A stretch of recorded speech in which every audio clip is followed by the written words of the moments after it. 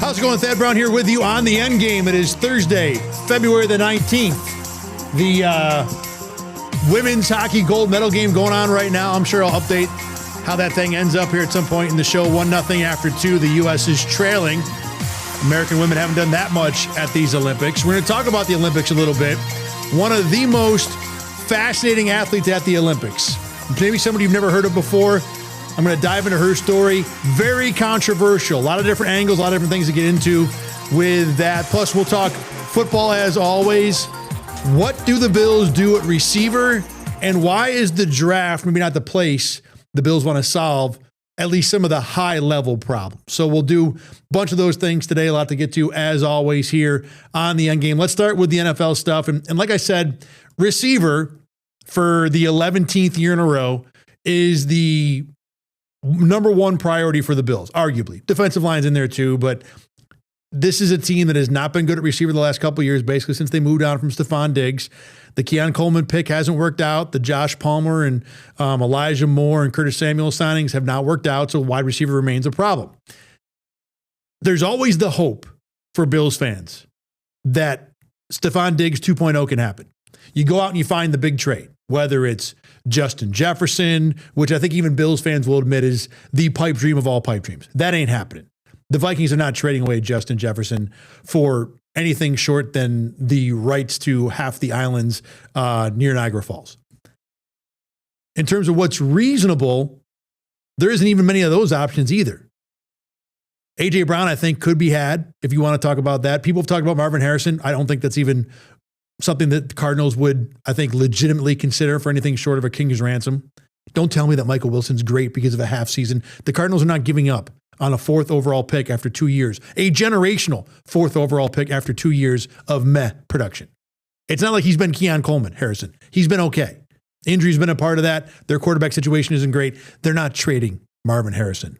Not for mid-round picks, not for run-of-the-mill stuff. So what do the Bills do if you can't land a trade for A.J. Brown? Well, of course, the general thought is just pick somebody in the draft. Maybe even trade up. Let's go get that top receiver. Let's get the best guy on the board in the draft if you're the Bills and solve your receiver problem that way. And there are a lot of years where that can be a viable solution. The problem is I don't think this is the year. And I know you're going to hear a lot over the next 2 months or so about how this receiver class is very deep. There are a ton of good receivers in this draft, and that is true. I think the number I saw from one of the draft experts, be it Daniel Jeremiah or Dane Brugler, the number going around right now is there are 17 receivers among the top 100, which is a ridiculous number. I think most years it's probably in the 12 to 13 range. 17 is a deep wide receiver draft. There are going to be good options in this draft well into day 2, rounds 2 and rounds 3. But what this draft does not have is that elite game changer at the top. This is not the Marvin Harrison, Malik Neighbors, Rome Odunze draft. This is a draft that's got a lot of depth. There are a lot of players you can get that can help you, and especially if you're Buffalo, you don't need that receiver to be that great to be an improvement. For the guys at the top of this draft, the Carnell Tates, the Jordan Tysons, the Mekhi Lemons, the guys who are going to go top 10, top 15, these guys do not profile as game-changing number one receivers. I heard one of the podcasts I like to listen to, the Ringer Fantasy Football Show. It's not a hardcore football show, but very entertaining, highly recommended. Not safe for work, FYI, if you want to turn that thing on. But their draft expert said, yes, there are a lot of receivers out there, but they're number twos. These are not number one receivers. And after having watched the top of the draft guys myself, I have to agree. Carnell Tate, Jordan Tyson, Mekhi Lemon, I think are very good receivers and are going to play on Sundays for a long, long time. But this is not Jamar Chase. This is not Malik Neighbors. This is not Drake London. These guys are a step below. And for different reasons, too. With Tate, he's not a great separator. He's kind of, there's some Keon Coleman similarities in that he's open when he's not open, being his strength, his game. Not great after the catch. He's a little on the smaller side, too. I think it's 6'2", 195. He's like a taller version of Devonta Smith, who is kind of notably one of the smaller receivers in the NFL. So it doesn't mean that Carnell Tate can't be a number one receiver, but there are things that limit him. Mekhi Lemon, who's on your screen right now, I love this guy. Toughness.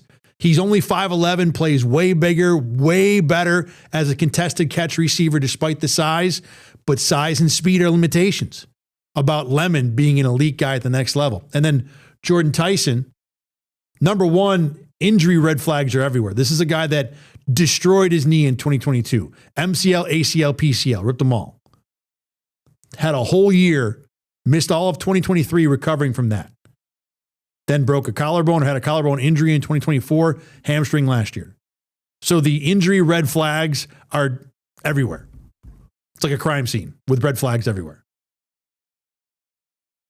And then, although Tyson does a lot of things pretty well, I don't see many elite qualities in this receiver. This is not someone who's ridiculously fast, ridiculously big. Hands are good, not great. A couple focus-related drops.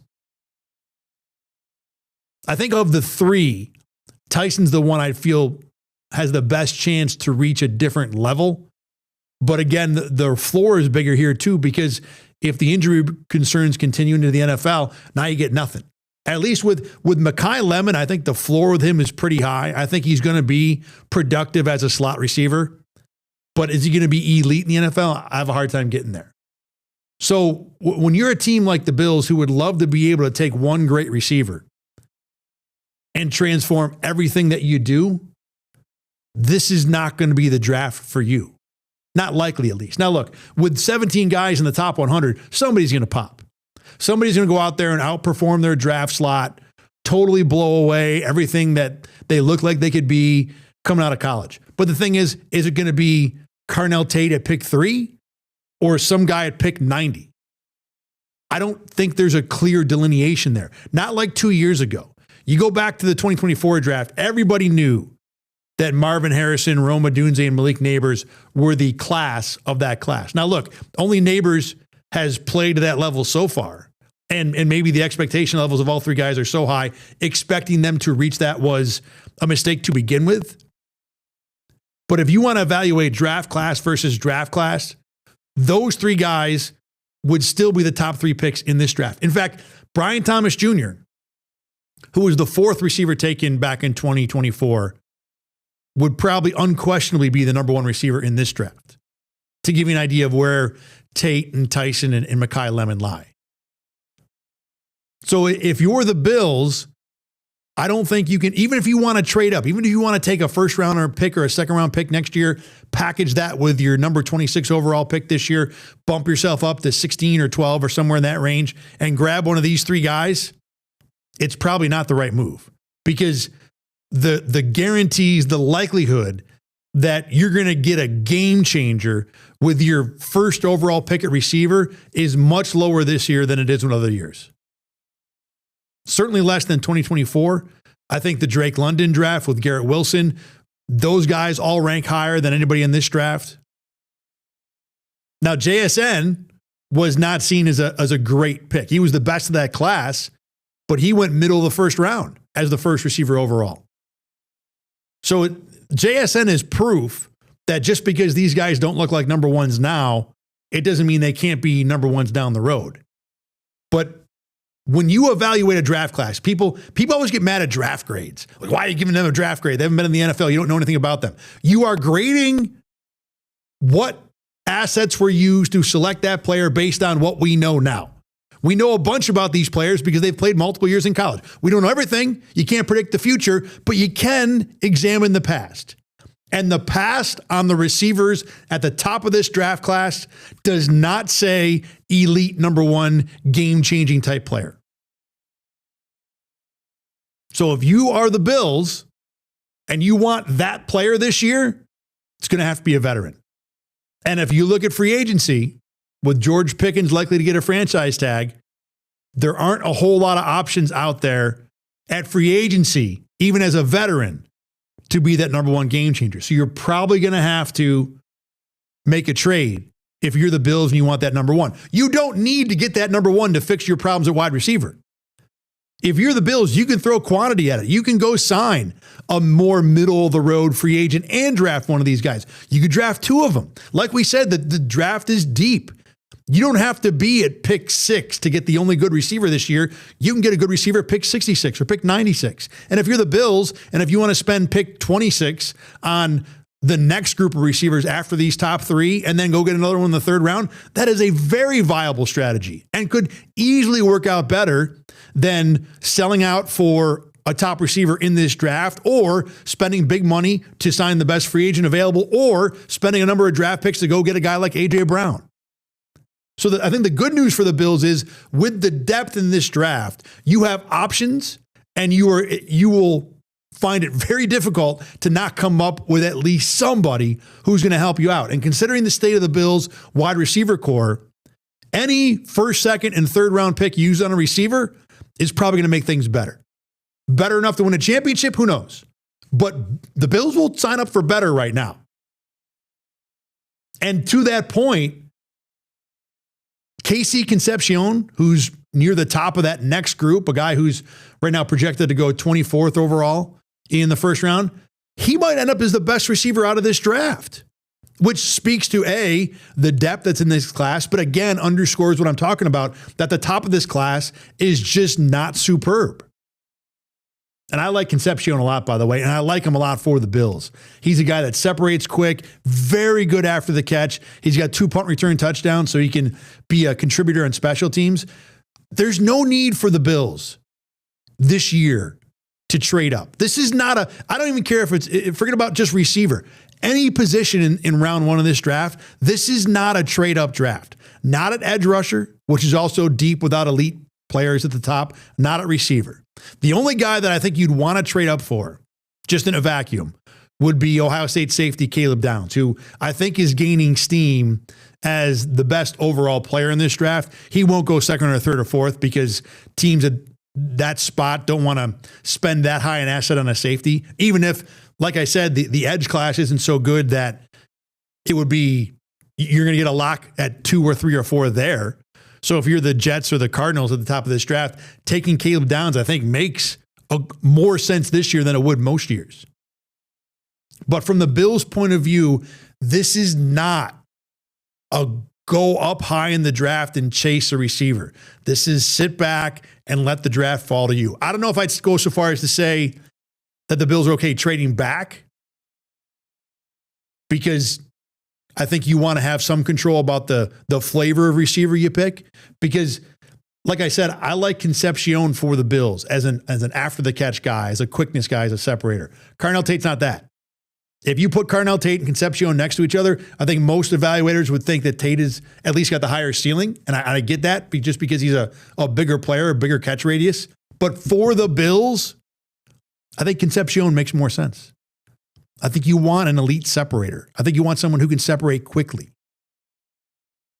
So you don't need to go up, but I don't know if you want to make sure and play the analytic game of trading back and getting more picks. The Bills don't have a lot of picks this year. They just have 7. They have 2 fifths, don't have a 6th, I believe is where they're standing going into the draft here. So there is, in general, again, in the vacuum, the idea that gaining more picks helps you, because the more swings you have, the more scratchers you can scratch, the more likely you are to come up with a jackpot. But I think if receiver is the goal in round 1, I think you do want to have some control about what type of guy you're grabbing. You can get different guys in round 2 and round 3, and I got to study a little more to really have a take on, pick 80 in the draft. But Concepcion I like enough that if I were the Bills, I would not be excited to drop down and take myself out of a spot to grab that particular player, even if there are guys that are behind him that will be relatively close in terms of quality. But this is a draft that, again, seems like the receiver group is heavy with guys who are strong number 2 types, supporting receivers. Mekhi Lemon as your number 2 is ridiculous. You pair him with, obviously like a Jamar Chase or an A.J. Brown or Justin Jefferson. This is your really, really smart, productive, elite slot that goes with your strong outside guy. I mean, the Bills don't have that outside guy right now. And even, again, if you put Lemon on the field, just in theory, on a team that has Khalil Shakir and not much else, that does kind of crowd things a little bit. But Lemon is a tough enough guy that I think even if you're the Bills and you have that position that doesn't quite fit easily, I think you make that thing work. So again, if you're the Bills and you want to really kind of one swing this when it comes to fixing your receiving core, I think it's got to be a veteran. You can't count on your first round pick being that guy. And we talked a little bit last week about different veterans that might be available. I know people have talked about Marvin Harrison. Like I said, I don't think that's possible. To me, the most likely trade candidate is A.J. Brown in terms of it feels like he's kind of fallen out of favor with Philadelphia. The salary cap add when it comes to A.J. Brown is pretty minimal. I think it's a $7 million cap hit, which is ridiculous for a receiver of that caliber.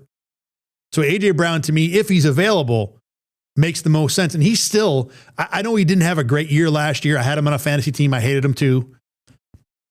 I still think that's a top 10 receiver. That's not just a number 1. That's a good number 1. That's a game-changing number 1. And he's only, I think, 28, 29 years old. There's still prime left in him that you can get a difference making a couple of seasons out of him, at least. So A.J. Brown, to me, is at the top of my list when it comes to making a trade, making a big one swing that helps the Bills going into next year.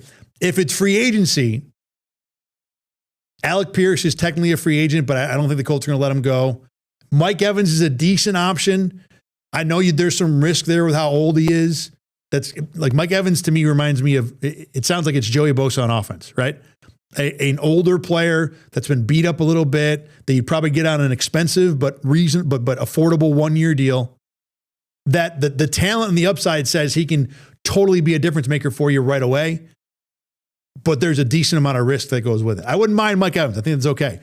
The other option has been thrown around lately, and this is one I like significantly more, is Michael Pittman from the Colts. Now, the deal with Pittman is that he's got a $29 million cap hit.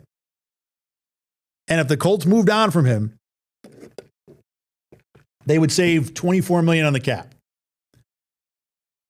Now, the Colts don't have to create cap space. They've got $35 million in cap space right now.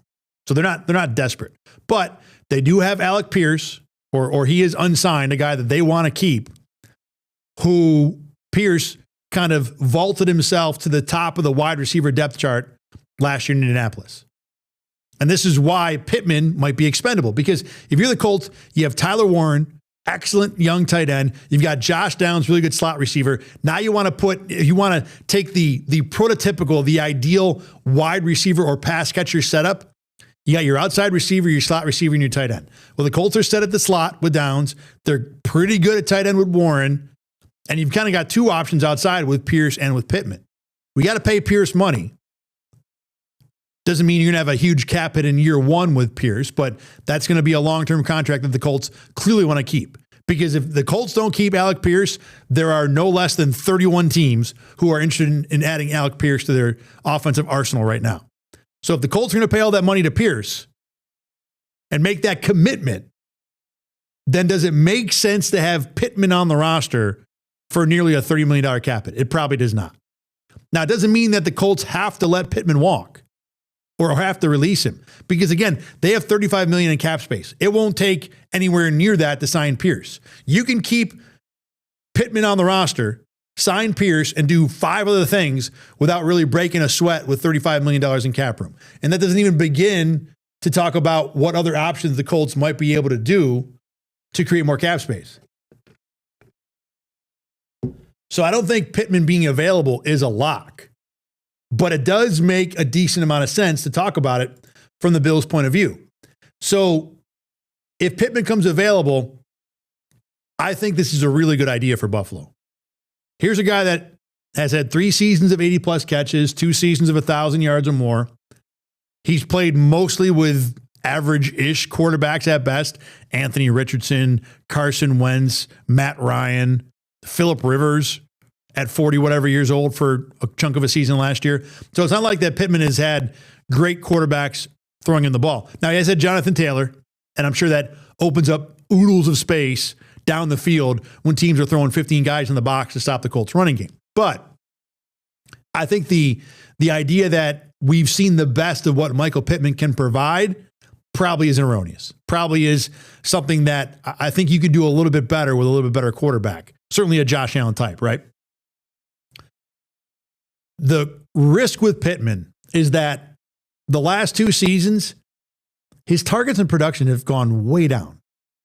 He went from like 150, 145 targets in what years would this be? 22 and 23 to last year. Those numbers were down to 111. Now 111 is still a really productive year, and you're a busy top level, receiving option. You're a guy that's getting 6 targets a game, 6 to 7.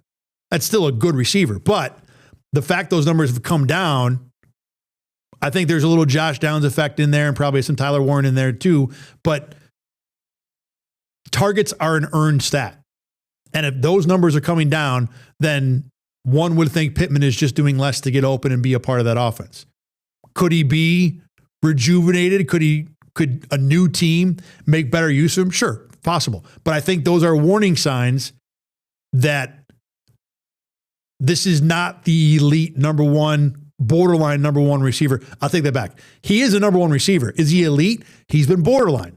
Back again, you go back 22, 23, those were productive enough years to where you can argue that Pittman was close to a game-changing receiver. And he's got the size and speed profile to really have a big impact on the field. But those last 2 years being less productive, again, are red flags. Here's another thing that really kind of makes me think twice about Pittman as much as I like him. So Bill Barnwell from ESPN did a story about potential trades that should happen in the NFL. And one of the ones he suggested was Brian Thomas Jr. from the Jags to the Bills, which I think makes a lot of sense too if the Jags want to give him up. I think we talked about this last week as well. If the Jags are rumored to be making Travis Hunter more of a full-time corner. If that's the case, then I don't think they're going to make Brian Thomas Jr. available, because as much as they may like Parker Washington and Jacoby Myers, having BTJ on the outside to kind of round that group out makes a whole lot of sense. And he's still on a relatively affordable contract. It's not like you're paying, with Michael Pittman, the Colts are committing $30 million in cap space to him. The Jags aren't doing anywhere near that for Brian Thomas Jr. So the only reason Brian Thomas Jr. is available is if the Colts are going to decide, or if the Jags are going to decide that Travis Hunter must play offense because we used 2 first-round picks to draft him, and therefore Brian Thomas Jr. is expendable. Anything other than that, I think BTJ is not going to be available. But in that same article where Barnwell proposed the Brian Thomas Jr. trade to the Bills, he had a Michael Pittman trade as an idea.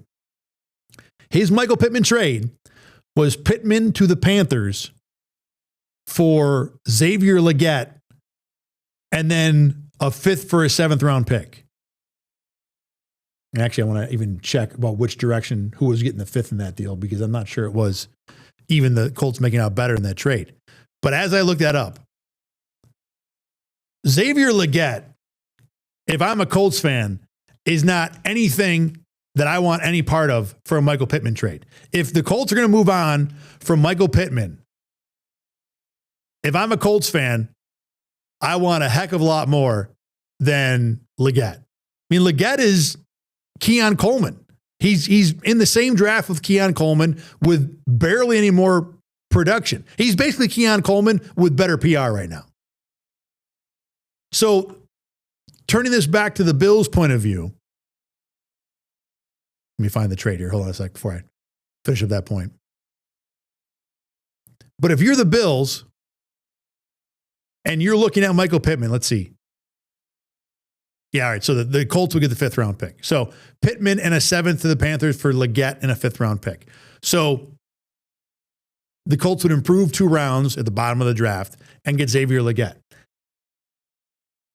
If Bill Barnwell, who is not prone to hyperbole, who does not come up with ideas that are not significantly well researched, thinks that Xavier Legette in a trade is a reasonable piece of compensation for Michael Pittman, that makes me a little bit concerned about what kind of player the Bills might be getting. Now, if the Bills are just going to sign Pittman to a brand new contract and not worry about the current deal he has, that makes that ad a lot more palatable because you're not taking on $24 million in cap space, which is likely a part of what this Legette trade proposal is accounting for. But regardless, if Michael Pittman for Xavier Legette is a reasonable trade, then I don't know if Michael Pittman, maybe all of us who look at Michael Pittman and think borderline number 1 receiver, we might be overrating that guy a little bit.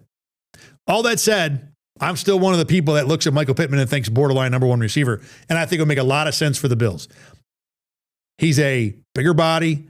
Again, we talked about one of the things I liked about the Keon Coleman idea was that Josh Allen had never had that elite size receiver on the outside.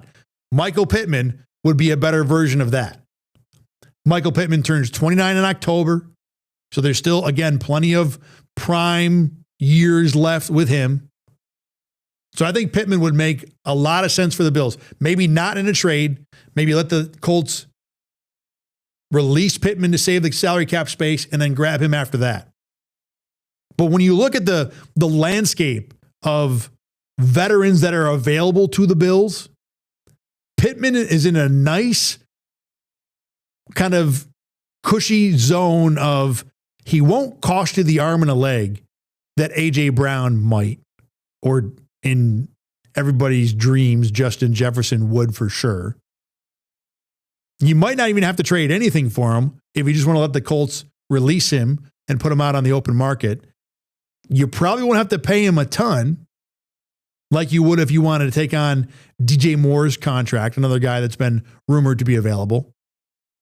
And I think Michael Pittman, he might not be the Jamar Chase, A.J. Brown class, but he might be in the next level down. Or at least he has been before, and I don't think that's an unreasonable ceiling. Now, look, if you're going to add the Michael Pittman to your receiving core, that can't be the end of what the Bills do. And I've seen many people, and I agree with this for sure. Michael Pittman and a first or second round drafted receiver, especially if you wanted to go Michael Pittman and KC Concepcion, that would be a nice piece of work for the Bills this offseason. You want to talk about what can totally transform your receiving core? Again, the single move probably is not available to Buffalo this year. But Pittman and Concepcion would be really good, at least from what these guys look like so far. So bottom line, the receiver remake is available to the Bills this year. But it's going to almost certainly take multiple moves. It could be 2 draft picks. If you hit on 2 receivers in the first 3 rounds of this draft, you can totally remake where you're at. And then you're that for years to come with Khalil Shakir and Dalton Kincaid and guys like that who, at the very least, are good supporting pieces. But I think the more sensible move for the Bills, as opposed to putting it all on draft picks and projection of college players, grab a veteran and then add a draft pick. And Michael Pittman would be a very, very nice option from the veteran side. And I don't know how many other ones really fit in terms of just free agents, because George Pickens is not going to be available. I don't think Alec Pierce is going to be available. The Mike Evans idea, I'm okay with, but I would much rather be taking my swing with Pittman, who's 4 years younger, not coming off multiple injury riddled seasons. Other than that, you start looking at free agent receivers that are available. It's Deebo Samuel at 30, almost 31 years old by the time the season comes. It's Juwan Jennings, who I'm interested in, but he's not at the Pittman level, I don't think. It's Rashid Shaheed, different type of receiver, field stretcher. I'm okay with that idea, but Rashid Shaheed's not a number 1. He's not leading an offense. So when you start looking at the free agent options for the Bills, the good ones dry up pretty quickly. Wan'Dale Robinson's another good idea. And if Michael Pittman becomes available, he probably goes right to the top of the list of things that would really, really make an impact. Now, the problem for the Bills is a receiver like that available is not only going to be popular in Buffalo. There are going to be other teams that are going to be after him, and the Bills aren't going to have excess cap space relative to everybody else. But I do think Michael Pittman is a very good free agent idea should he come available. Again, the Colts don't have to release him. They have cap space to just let him sit, have him play another year, and then you can let him walk next year when his contract is done and get a comp pick for him. Because that's another part of this. If the Colts release Pittman, he doesn't figure into the compensation pick formula. You got to let the contract run out. So if you're Indy and you're looking at your options, letting Pittman sit on the roster for another year, especially a year where Daniel Jones is coming off a major leg injury, you probably don't have much of an option at quarterback this year anyway. You could let Pittman play out the last year of his contract, walk away next year, and now, even if you're not getting anything for him in a trade, you still have a good chance to get something for him as a comp pick. So Pittman's got to even make it to free agency for this to be an option for the Bills. Or maybe the Bills do offer a trade and take on all that salary cap space. But then the problem with having to eat Pittman's contract is that you've got two holes at offensive line you got to fill. So it's a complicated procedure to a degree to bring Pittman in. But when you look at the options available, especially among veteran free agents, Pittman gets really attractive really fast. All right, let's take a break here. When we come back, I want to talk about, I think, maybe the most interesting Olympic athlete in the world. I don't know if she drinks Dos Equis, but she's a whole lot of fun to talk about. And not necessarily an athlete that's going to make everybody happy. In fact, she's ticking off a whole lot of Americans right now. I'll explain why after a break. My name is Thad Brown. This is the Endgame. You're watching Rock 1. Some people call it Rochester First. Both names work very well. We got more Endgame coming up right after this.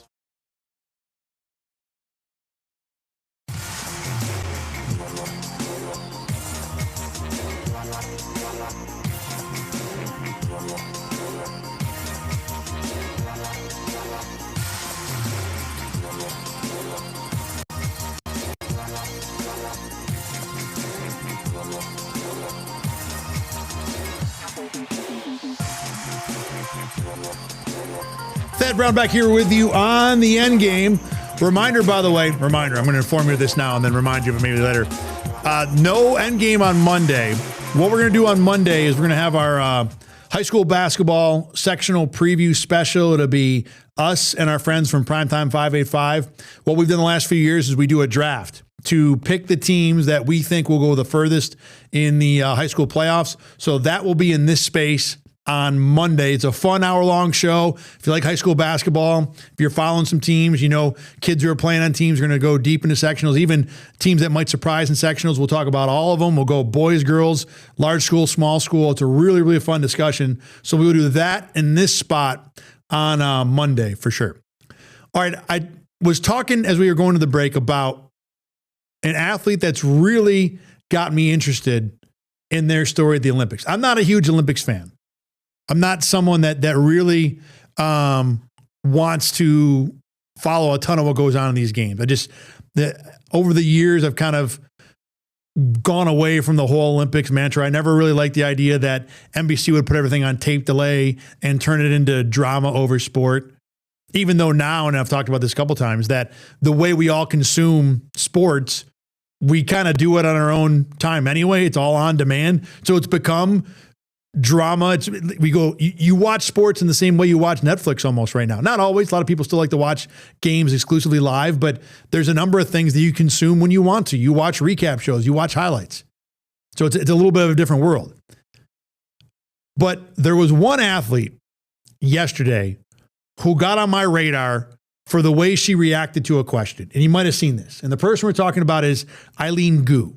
She is a snowboarder / skier. She does slope style, half pipe, and big air are her events. She's actually the only female, I think the only athlete at all in these Olympics who are doing all three sports. So yesterday, after winning her second silver medal, she got a question from a reporter about what her reaction to that medal was. And She has already won gold medal. She's got five Olympic medals now. She won 3, I think, in 22, 2 more, the 2 silvers this year. So the question was, the reporter said, do you think that these 2 silver medals are more gold medals lost or silver medals gained? And it is a really smart, interesting question. Not overly thoughtful. You don't have to be a genius to come up with this question. But I'm really interested in the answer, because this is an athlete that's won a number of gold medals already, who certainly can be someone who might look at a silver and say, I've got gold already. It's not something that really matters to me. Let me find the answer here. I want to get the exact quote from Gu. Okay. So again, the question is, do you think these 2 silver medals you won at these Olympics are silvers gained or golds lost? And Gu says, quote, how do I say this? Winning a medal at the Olympics is a life-changing experience for every athlete. Doing it 5 times is exponentially harder because every medal is equally hard for me, but everybody else's expectations rise, right? The 2 medals lost situation, to be quite frank with you, I think is kind of a ridiculous perspective to take. I'm showcasing my best skiing. I'm doing things that quite literally have never been done before. So I think that is more than good enough, but thank you. She also said, I'm the most decorated female free skier in history. I think that's an answer in and of itself. So here's the thing. With this question to begin with, she's being a jerk. There's no 2 ways about this. And the method, the body language, and inserting that's a ridiculous perspective is unnecessary, because this is a very interesting question. And to be honest, she gave a fantastic answer. I enjoyed the idea that says, hey, every time you win a medal in the Olympics, that's a life-changing experience. Okay, cool. That's what I want to find out. That if you're an athlete who's won multiple medals, what do you think about, does the 4th and 5th medal still matter? I think we'd all want to know that, right? We all know that if you win your first medal in the Olympics, that's awesome. That is one of the great moments in your life. But what is 4 and 5? Well, she's telling you that every single one is life-changing. Cool. That is very interesting. And then she says, doing it 5 times is exponentially harder because every medal is equally hard for me. Cool. That is another good answer. Introspective, thoughtful, informing the public. It's really cool. And then she goes on to say, every medal is equally hard for me, but expectations rise from outside. That is a real interesting view into what it's like to be a 5-time medal winner. That after you've won the first 2 or 3, especially when they're gold, people just expect you to do it. So you're still out there battling your ass off, trying to get there to the top, as Gu has, and they're still always hard, is what she's saying. And it's almost harder for her because people expect more. That's exactly why, as a reporter, you ask one of those questions. Because now we have learned that as an Olympic athlete, that medal 4 and 5 mean just about as much as medals 1 and 2. That is a really cool, thoughtful answer that did not need any of the sarcasm or nastiness dripping all over it that Gu provided the question answer. And this is my entry into Eileen Gu. And the more you dig into her story, the more you find out much of the same. She certainly is someone that has no problem courting controversy, but she also has a very fascinating background about how she got to where she is now. The place where you might have heard Eileen Gu's name before is that she grew up in America, but is skiing for China. And as you might expect, there are a number of people that are upset about that. Now, look, I will say that if you're an Olympic athlete and you've done the work to get to that level, then you can compete for wherever you want. I don't need you to compete for America. It'd be cool if you did, but you've done the work to get to that level, then you go compete for who you want. And it's become a whole political thing. The vice president got asked about it. And no matter what you think of the vice president, frankly, being asked about this is a spot that he has no out. There's no other way he can go other than I don't agree with her and I'm not on her side. I mean, you really can't say anything else other than I'm going to root for the American athletes. And I know people have gotten upset about the fact that she's not competing for America. Like I said, if you're an athlete, you do the work, you compete for what you want. Now, China is not your run-of-the-mill country.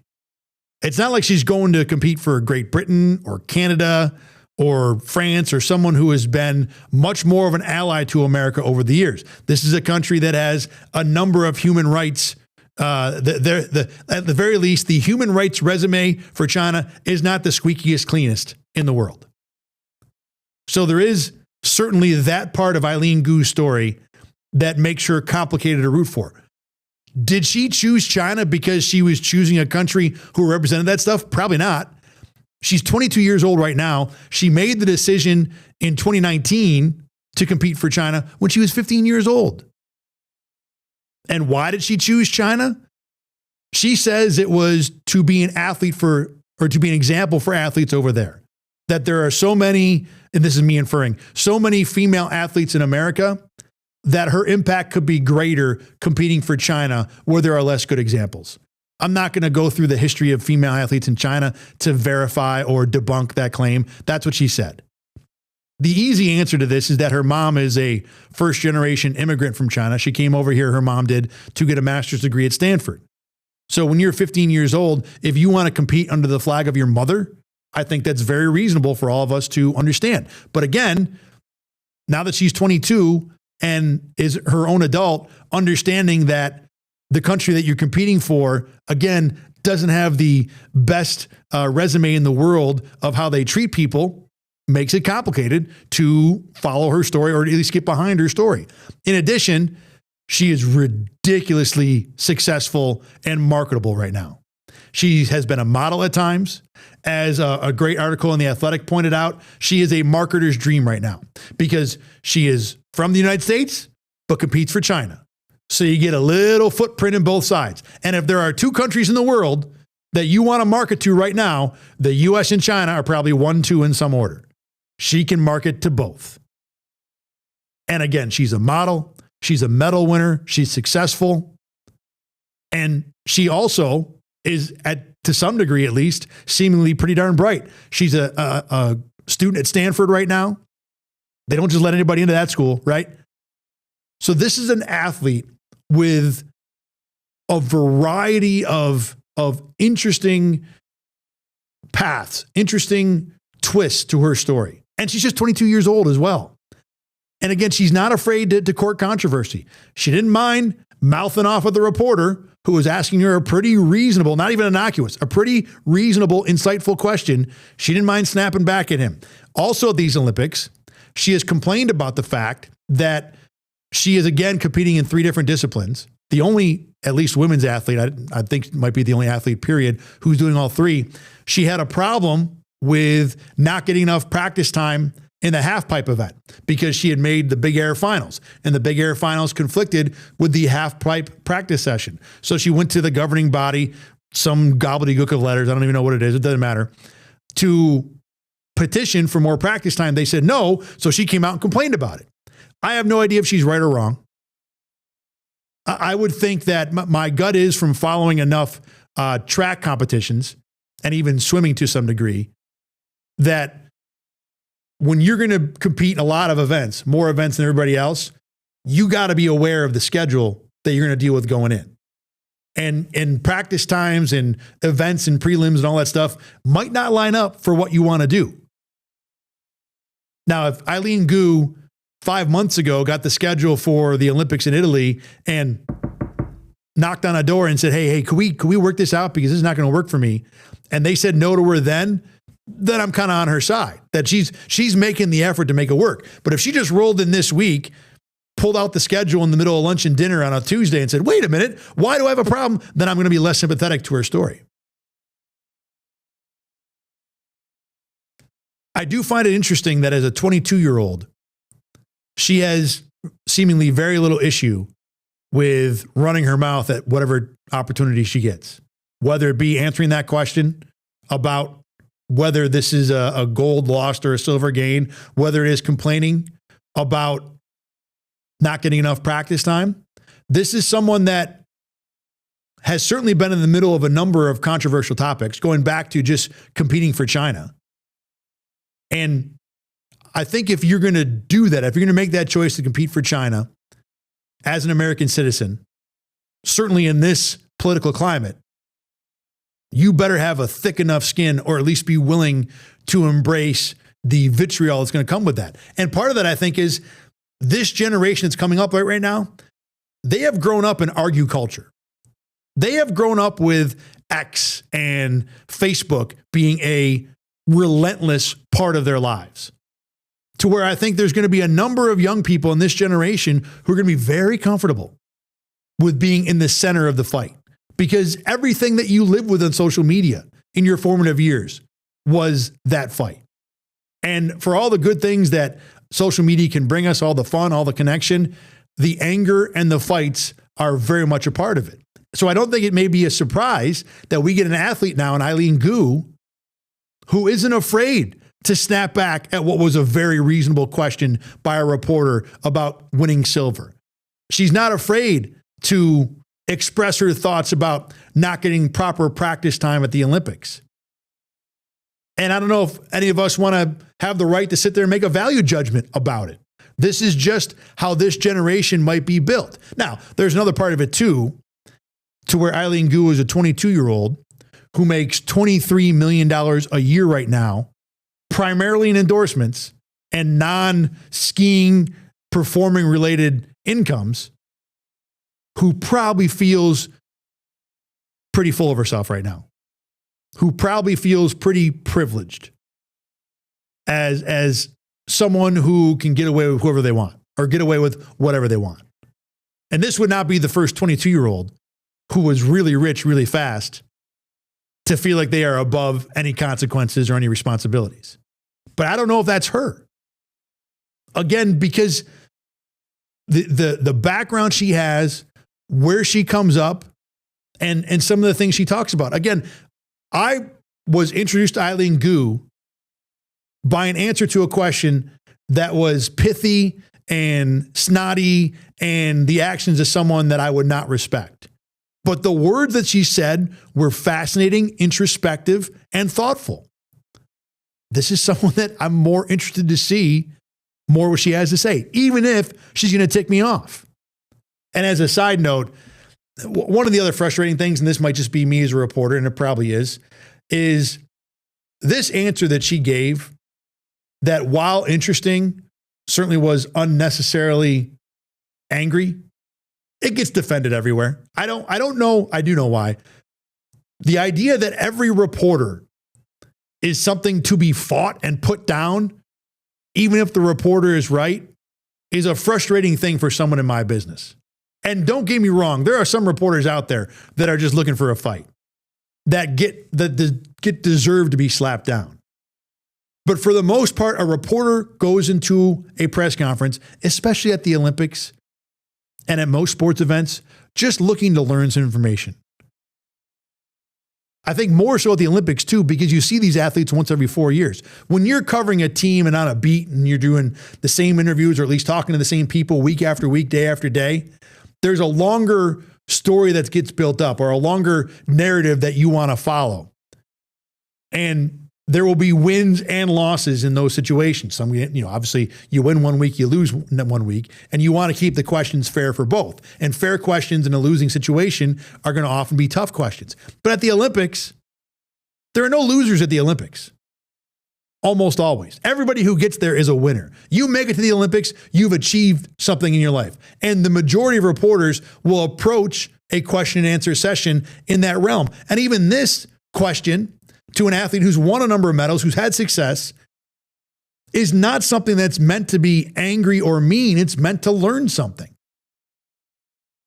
And so for the general reaction of the public to be, look at how Eileen Gu gave it to that reporter. She put him in his place, right? Why? Are we gonna assess the question or what the point of this is before we snap back at a reporter? Again, there are some questions that deserve that kind of answer. This was not one of them. But separate of that, the Eileen Gu story is something that I think is very interesting. And I want to see where she goes from here. Again, she's only 22. She's going to probably be back for the 2030 Olympics. I don't know where the heck they are. And maybe even 2034. She lives a very unique life, competing for one country that at times has been the mortal enemy of the country she's from.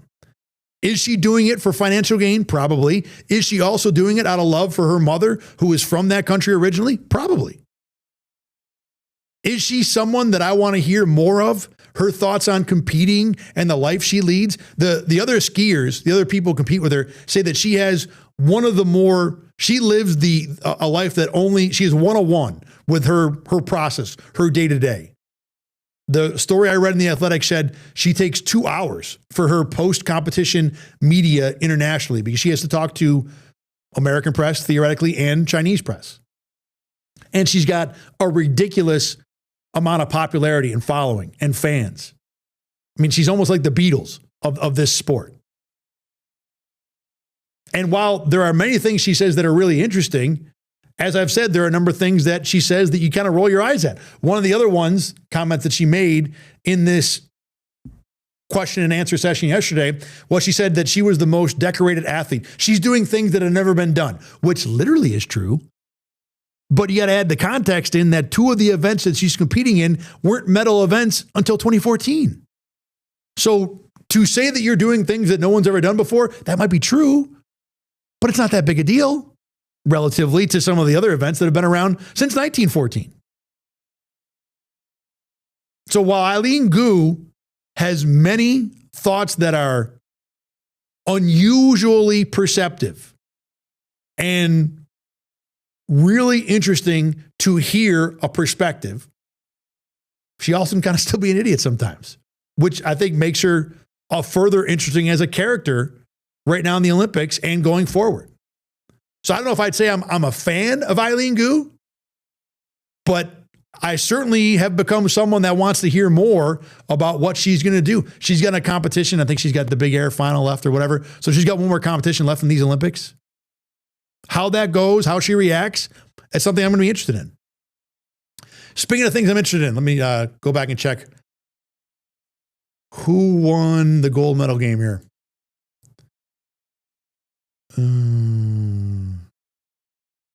I guess we're still in overtime. I will say that following the Olympics has been a pain in the neck from the point of view of, like, when you follow other sports, I know exactly where to go to get stats. Like, if I want to check who's winning the Brooklyn-Cleveland NBA game, I know where to go to find that.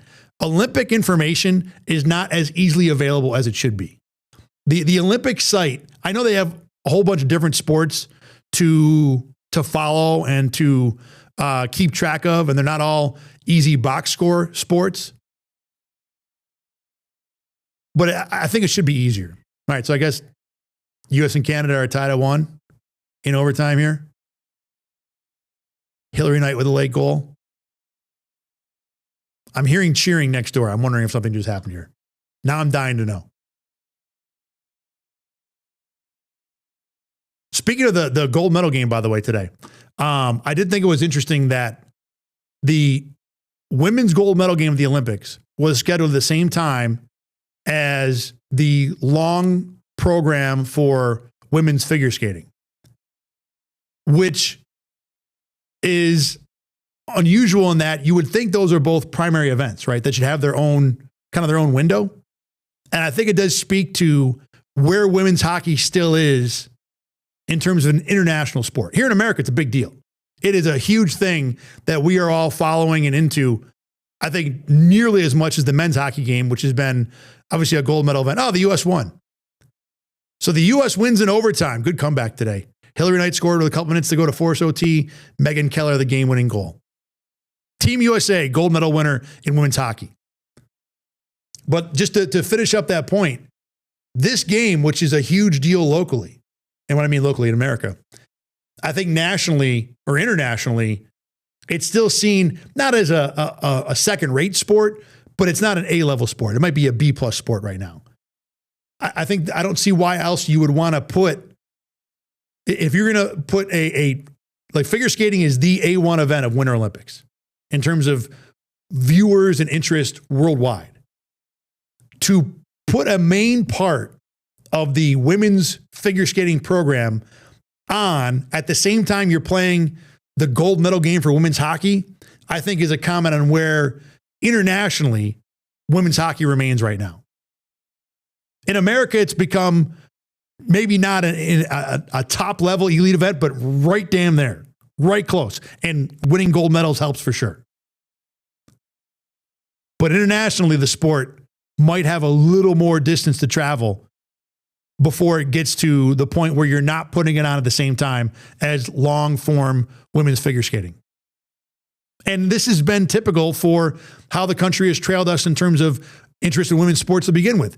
Women's soccer here was much bigger, much more popular long before most of the world has caught on. And I think now you're seeing more countries, more resources put into it, and that sport has grown further internationally. I think women's hockey will take the same path, but I think by having it on today, in terms of when it was scheduled in Italy, at the same time as the long form women's figure skating program, tells you there still is some more growth that needs to happen in terms of internationally. All right, it's going to do it for us today.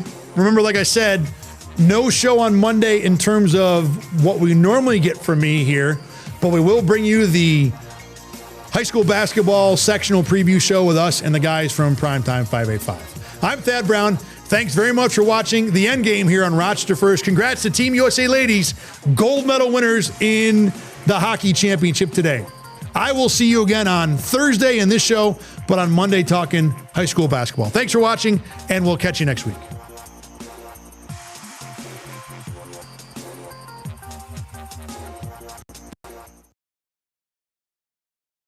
Get the Rochester First streaming app today for everything you love from News 8 On Demand, plus exclusive shows you won't see anywhere else. Search ROC and download for free on Roku, Amazon Fire, and Apple TV.